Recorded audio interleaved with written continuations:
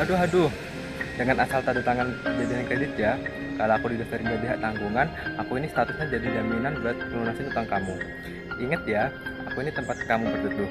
Jadi, jangan sampai aku dilelang cuma gara-gara kamu telat bayar kewajiban.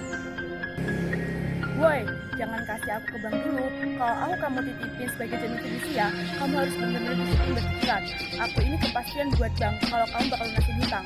Kalau kamu bukan prestasi, aku bisa dieksekusi secara hukum. Please, jangan bikin motor kesayangan kamu itu cuma sebagai kenangan aja. Hai, aku emas batangan.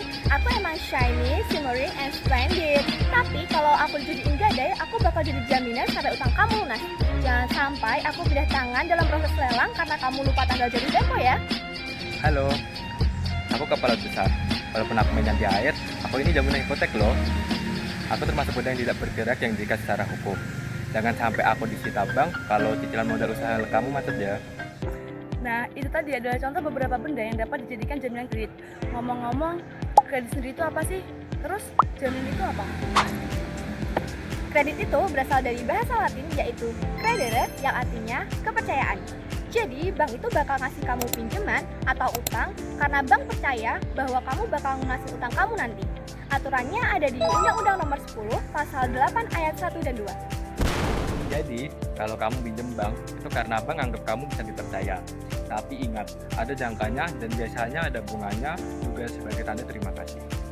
Kredit itu ada jenisnya loh. Yang pertama berdasarkan tujuannya. Itu ada kredit modal kerja sama kredit investasi. Yang kedua ada berdasarkan bentuknya. Itu ada cash loan sama non cash loan. Yang ketiga ada berdasarkan ukurannya. Itu ada kredit korporasi dan kredit retail. Terus yang keempat, berdasarkan penggunaannya, itu ada kredit konsumtif, kredit produktif, dan kredit profesi. Terus yang kelima ada berdasarkan cara tariknya, yaitu yang pertama ada kredit konvensional, dan yang kedua ada kartu kredit. Yang keenam ada kredit yang berdasarkan waktunya. Ada yang jangkanya pendek, menengah, dan panjang. Dan yang terakhir ada kredit berdasarkan jaminannya. Dengan anggunan, tanpa anggunan, dan dengan anggunan simpanan. Eits, tapi bank gak bakalan sembarangan ngasih kredit ya. Biar gak kena ghosting sama pihak debitur, mereka memegang prinsip 5C.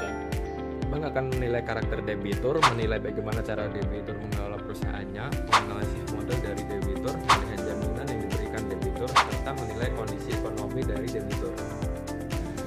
Nah, dari kelima hal tadi, yang paling penting adalah kolateral atau jaminan. Ini tuh yang menjadi instrumen hukum agar bank merasa aman dan percaya untuk memberi hutang atau kredit ke debitur.